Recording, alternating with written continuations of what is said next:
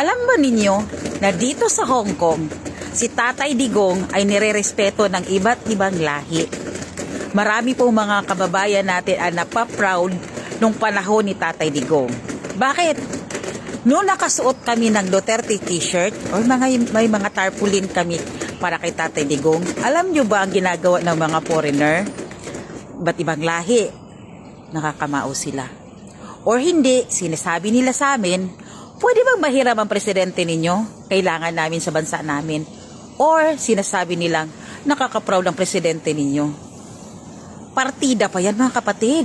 Pandemic pa sa panahon ni Tatay Digong. Paano na lang kaya kung hindi pandemic? So, ang Pilipinas ay namamayagpag na sa buong mundo. Ikaw, Pinoy, ba't hindi mo nakikita ang kabutihan ni President Duterte? Naawa ako sa'yo. Siguro, sobrang galit mo sa puso mo at hindi ka nakakita ng kabutihan na ginagawa ng isang Pangulong President Duterte o Tatay Digong. Pero ang ibang lahi, ang daming tutuwa at maging masaya sa pamumuno ng ating dating Pangulong Duterte. Sana ikaw mamulat ka rin. Makita mo ang kabutihan na nagawa ni Tatay Digong sa bansang Pilipinas. Hindi pa huli. Sumama ka na sa amin. God bless!